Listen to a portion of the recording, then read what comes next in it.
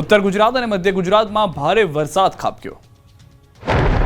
ઉત્તર ગુજરાતમાં મેઘરાજાની પધરામણી થઈ છે। 3 દિવસના વિરામ બાદ અરવલ્લીના માલપુર ભિલોડા પંથકમાં ધોધમાર વરસાદ પડ્યો। માલપુરના અણિયોર કંપા મોલ્લી સહિતના વિસ્તારોમાં તોફાની વરસાદ ખાબક્યો, જેથી શહેરના રોડ પાણી થઈ ગયા। અમુક રોડ પર તો પાણી વહેતા થતા દ્રશ્યો જોવા મળ્યા। બીજી તરફ અસહ્ય ઉકળાટથી લોકોને રાહત મળી હતી તો ખેડૂતો પણ ખુશ થયા હતા। આ તરફ સાબરકાંઠામાં વરસાદે બગડાટી બોલાવતી હતી।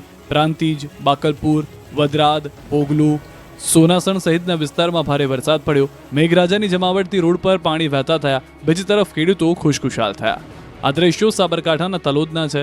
હરસોલ, રામપુર, કાલીપુરા, ગઢી, વક્તાપુર સહિતના ગ્રામ્ય પંથકમાં વરસાદે જમાવટ કરી। તલોદમાં તો 1 કલાકમાં 1 ઇંચ વરસાદ વરસી જતા નીચાણવાળા વિસ્તારમાં પાણી ભરાયા। ભરૂચ શહેરમાં પણ મેઘસવારી આવી પહોંચી। ભારે બફારા બાદ શહેરના 5 બસ્તી, સિવિલ રોડ, કલેક્ટર કચેરી સહિતના વિસ્તારોમાં ભારે વરસાદ પડ્યો। પવન સાથે વરસાદ વરસતા વાતાવરણમાં ઠંડક પ્રસરી ગઈ। ખેડાના કપડવંજ શહેરમાં પણ વિરામ બાદ વરસાદે રમઝટ બોલાવી। 2 કલાકમાં 4 ઇંચ વરસાદ ખાબકી જતા શહેર પાણી થઈ ગયું। શહેરના મુખ્ય માર્ગો પર પાણી ભરાતા વાહનોની રફતાર થંભી ગઈ। લોકો સવારમાં પાણીમાં અટવાયા હતા તો ધરતીપુત્રો પણ ખુશ થયા હતા। આ તરફ અમરેલીથી વાપી સુધી વરસ્યો વરસાદ। અમરેલી પંથકમાં પણ વરસાદ વરસ્યો હતો। લાંબા વિરામ બાદ અમરેલી જિલ્લામાં મેઘસવારી આવી પહોંચી હતી। સાવરકુંડલા અને આસપાસના વિસ્તારમાં મેઘરાજા ધમાકેદાર વરસ્યા હતા। ભારે વરસાદથી રોડ ભીંજાયા હતા। બફારામાંથી લોકોને છુટકારો મળ્યો હતો। વરસાદ આવતા ખેડૂતોમાં ખુશી જોવા મળી। તો બોટાદના બરવાળા પંથકમાં પણ વરસાદે રમઝટ બોલાવી। સવારથી જ ઘેરાયેલા વાદળો સાંજ પડતા વરસી પડ્યા હતા। ધોધમાર વરસાદ પડતા બરવાળા રોડ પર પાણી વહેતા થયા હતા। શહેરના ખારા વિસ્તાર, ધોલેરિયાપરા, કેશવનગર, કુંડળ દરવાજા, ખોડિયારનગર સહિતના વિસ્તારમાં ધોધમાર વરસાદ પડ્યો। બીજી તરફ રૂજીદ, વહિયા, કુંડળ, કાપડિયાળી, ખમીદાણા, રામપરા સહિતના ગામોમાં વરસાદ પડ્યો। આ તરફ બનાસકાંઠા જિલ્લામાં પણ બગડાટી બોલી ગઈ। ડીસા તાલુકામાં વહેલી સવારથી વરસાદે જમાવટ કરી। તેને લઈને હવે ખેડૂતો ચિંતિત બન્યા, કારણ કે સતત વરસી રહેલા વરસાદ અને વાદળછાયા વાતાવરણથી ચોમાસું, બાજરી, જુવાર અને મગફળીના પાકની નુકસાનીની ભીતિ સેવાઈ રહી છે, તો ભારે બફારાથી વિસ્તારમાં ઠંડક પ્રસરી છે। વલસાડ જિલ્લામાં ફરી એક વખત વરસાદનો રાઉન્ડ શરૂ થયો। સવારથી જિલ્લામાં વરસાદી માહોલ છવાયો। બપોર સુધી જિલ્લામાં વાદળછાયા વાતાવરણ વચ્ચે છૂટોછવાયો વરસાદ વરસ્યો। બપોર બાદ વાપી અને આસપાસના વિસ્તારમાં થોડા સમય સુધી વરસાદ થયો હતો। આથી વાપીના રસ્તાઓ પાણી થઈ ગયા। છેલ્લા 1 અઠવાડિયાથી વલસાડ જિલ્લામાં મેઘરાજાએ વિરામ લીધો હતો। વરસી રહેલો વરસાદ ખેતીના પાકને અનુકૂળ હોવાથી ખેડૂતોમાં ખુશી છે।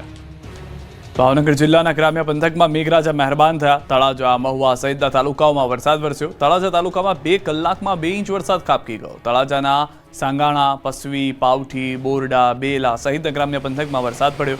વરસાદનો ત્રીજો રાઉન્ડ શરૂ થતાં શિહોર, ઉમરાળા અને વલભીપુર પંથકમાં વરસાદ થયો। મહુવાના બગદાણા, ઠળિયા, ઠાડજ સહિતના ગ્રામ્ય વિસ્તારોમાં પણ વરસાદી વાતાવરણ છવાયું। હજુ 7 દિવસ સુધી હળવાથી મધ્યમ વરસાદ પડશે। ગુજરાતમાં મેઘરાજાનો નવો રાઉન્ડ શરૂ થઈ ગયો છે, ત્યારે હવામાન વિભાગે આગાહી કરી છે કે આગામી 7 દિવસ સુધી મધ્યમથી હળવો વરસાદ પડશે। 27મી સુધી ઘણા ભાગમાં થઈ શકે છે ભારે વરસાદ। કેટલાક ભાગોમાં હળવાથી મધ્યમ વરસાદ થઈ શકે। 25મી સુધી થંડરસ્ટોર્મ એક્ટિવિટી પણ થઈ શકે। ઉત્તર અને દક્ષિણ ગુજરાતમાં ભારે વરસાદ થઈ શકે। અત્યાર સુધીમાં રાજ્યમાં 53% વધુ વરસાદ પડ્યો છે। कास्ट है आने वाला अगले 7 दिन तक अनेक स्थानों में हल्का से मध्यम बरसात की संभावनाएं हैं और भारी बरसात का भी संभावना दिया गया है। आइसोलेटेड जगह में आज डे 1 जैसा 21 जुलाई और डे 6 26 और 27 जुलाई के लिए आइसोलेटेड जगह में भारी बरसात का भी पूर्वानुमान। હવે 10 દિવસ વરસાદ નોનસ્ટોપ પડશે। નવરાત્રીમાં પણ મેઘો વિલન બની શકે, અંબાલાલે ચેતવ્યા। ગુજરાતમાં મેઘરાજાએ ફરી ધમાકેદાર પધરામણી કરી છે। વિરામ બાદ 2 થી 3 દિવસથી વરસાદ પડી રહ્યો છે, ત્યારે ભૂક્કા બોલાવી દેવા વરસાદ માટે તૈયાર થઈ જજો। હવામાન નિષ્ણાંત અંબાલાલ પટેલે આગાહી કરી છે કે આગામી 10 દિવસ સુધી સમગ્ર ગુજરાતમાં વરસાદ ધબધબાટી બોલાવશે। અંબાલાલ પટેલના કહેવા મુજબ ભારે પવન સાથે વરસાદ ખાબકશે। કેટલાક ભાગોમાં 50 કે 60 કિલોમીટરે ફૂંકાઈ શકે પવન। 4 થી 8 ઓગસ્ટે વરસાદી સિસ્ટમ બનશે। 6 થી 10 ઓગસ્ટ દક્ષિણ ગુજરાતમાં સારો વરસાદ પડી શકે। સપ્ટેમ્બર અને ઓક્ટોબરમાં પણ તોફાની વરસાદ પડશે, એટલે આ વખતે પણ નવરાત્રીમાં વિલન બનશે મેઘરાજા। બીજી એક લો પ્રેશર સિસ્ટમ 4 થી 8 ઓગસ્ટમાં બનવાની શક્યતા છે। એ ઓગસ્ટ માસમાં પણ આ સિસ્ટમ ગુજરાતમાં આવતા દક્ષિણ ગુજરાતમાં તારીખ 6 થી 10માં સારો વરસાદ થવાની શક્યતા છે। ગુજરાતના અન્ય ભાગોમાં સારો વરસાદ થવાની શક્યતા છે। આ વરસાદ મોટા ફોરાનો છે, જોકે 2 ઓગસ્ટ પછીનું વરસાદી પાણી કૃષિ પાકો માટે સારું ગણાતું નથી, એટલે વરાપ થઈ કૃષિ કાર્યો કરવા સારા રહે અને ઓગસ્ટમાં પણ સારો વરસાદ થવાની શક્યતા રહે છે, સપ્ટેમ્બરમાં પણ સારો વરસાદ થવાની શક્યતા રહે છે અને વરસાદ છે ઓક્ટોબર સુધી ચાલવાની શક્યતા રહે છે. જી છોટાઉદેપુરમાં ક્વાંટમાં દુધિયા દેવની પૂજા કરી વરસાદનો કઢાવો વર્તારો, સારું વર્ષ રહેવાની ધારણા. કઈક આ રીતે છોટાઉદેપુરના ક્વાંટ પાસેના ભૂમસવાડા ગામમાં વરસાદનો વર્તારો કાઢવામાં આવ્યો. દુધિયા દેવનો ઉત્સવ ઉજવીને આખું વર્ષ કેવું રહેશે તેનું અનુમાન કરવામાં આવ્યું. સિઝનનો વરસાદ વરસી ગયા બાદ વાવણી કરેલો પાક ઉગી નીકળ્યો. બાદમાં ગામના લોકો ભેગા મળ્યા અને દુધિયા દેવની ઉજવણી કરી. બે કુંવારા યુવાનો સાડજ ઝાડના ડાળીઓ બાંધી વાઘ બિલાડી જેવા વાઘા પહેરી દેવોને પગે લાગતા ઊંધા પગે આવ્યા અને દુધિયા દેવ સમક્ષ એક ખાડામાં ગયા વર્ષે જમીનમાં દાટેલા ગોળ પથ્થરને બહાર કાઢ્યો હતો. પાણી, દૂધ, દહીં, ઘીથી નવડાવી પૂજા કરી ગણતરી કરી. જો ખાડામાં પથ્થર દાટેલા હતા એ જ ખાડામાં આ એક કળશ દૂધ ખાડામાં ભરવામાં આવ્યું. 1 કલાક બાદ ખાડાનું દૂધ ફરી કળશમાં ભરી માપવામાં આવ્યું. ખાડામાં જેટલું દૂધ રેડ્યું હતું એટલું જ દૂધ નીકળતા વર્ષ સારું રહેવાનું અનુમાન છે. તેમજ ગયા વર્ષે 126 પથ્થર દાટેલા હતા અને આ વર્ષે 128 પથ્થર નીકળ્યા, જેથી ગામની સારી પ્રગતિ થશે અને વરસાદ પણ પ્રમાણસર પડશે તેવી આગાહી કરાઈ છે. આ અનોખી ઉજવણી માટે આખું ગામ ઉમટ્યું હતું.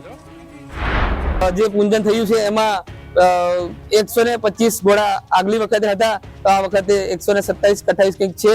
તો આ વર્ષે વર્ષ સારું રહેશે એવું લોકોની ગામ લોકોની કહેવાની માન્યતા છે. ગયા વર્ષે 126 હતા કંઈક અને આ વખતે 128 છે. તો ગામમાં સુખ સમૃદ્ધિ અને સારું રહેશે તેવું માનવું છે લોકોનું. માતર કેનાલમાં ભ્રષ્ટાચારનું ગાબડું પડતા આસપાસના ખેતરો બન્યા નદી.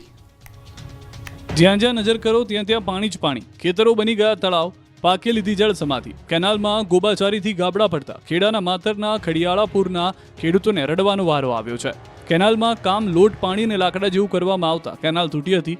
મસમોટું ગાબડું પડતા કેનાલનું ધસમસતું પાણી આસપાસના ખેતરોમાં ફરી વળ્યું હતું. ખેડૂતો મહા મહેનતે વાવેલા ડાંગર સહિતનો પાક પાણીમાં ડૂબી ગયો. ખેડૂતોએ પોતાના દાગીના ગીરવે મૂકી ડાંગરની રોપણી કરી. ખેતરોમાં 2-3 ફૂટ પાણી ભરાઈ જતા અંદર જવું પણ મુશ્કેલ બન્યું. કેનાલના પાણી ફરી વળતા પાક બળી જવાનો ખતરો છે.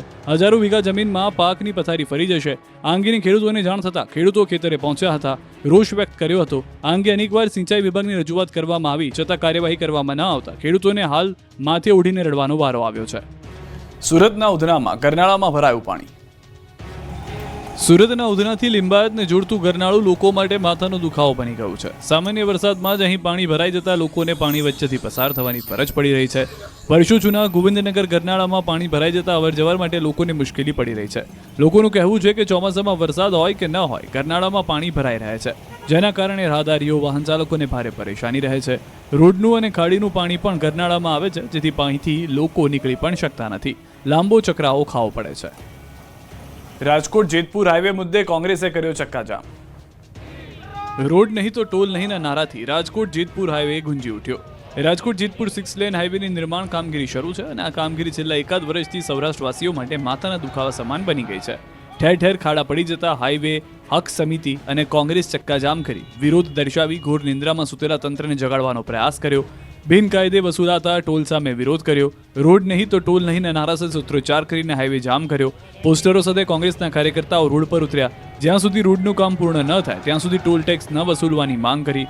રોડ ચક્કાજામ કરતા હાઈવે પર વાહનોના થપ્પા લાગી ગયા. આ તરફ પાણી ભરાવા મુદ્દે ગોંડલની મહિલાઓ રણચંડી બની. સોસાયટી પાસે વરસાદી પાણીનો ભરાવો થતા ગોંડલની મહિલાઓએ હલ્લાબોલ કર્યું. રાજકોટ ગોંડલ ગુંદાળા રોડ પર આવેલ સિલ્વર સ્ટ્રોમ સોસાયટીની મહિલાઓ દ્વારા ચક્કાજામ કરાયું. સોસાયટીની એન્ટ્રી પાસે વરસાદી પાણીનો વારંવાર ભરાતા સોસાયટીના રહીશોએ રોષે ભરાયા. રોડ પર ઉતરી આવ્યા હતા. ગુંદાળા રોડ પર સિલ્વર કોમ્પ્લેક્સમાં આવેલ અમુક દુકાન માલિકો દ્વારા મંજૂરી વગર બ્લોક નાખતા સોસાયટીમાં વારંવાર પાણી ભરાતા હોવાના આક્ષેપ કર્યા. ઘટનાની જાણ ગોંડલ નગરપાલિકા પ્રમુખને કરાતા તેઓ સ્થળ પર દોડી આવ્યા હતા. નગરપાલિકા પ્રમુખ અશ્વિનભાઈ રૈયાણી દ્વારા દુકાન માલિકોએ મંજૂરી વગર નાખવામાં આવેલ બ્લોક પર જેસીબી વડે દૂર કરવામાં આવતા સ્થાનિકોનો રોષ શાંત પડ્યો હતો, તો રોડ ચક્કાજામ થતા ટ્રાફિક જામ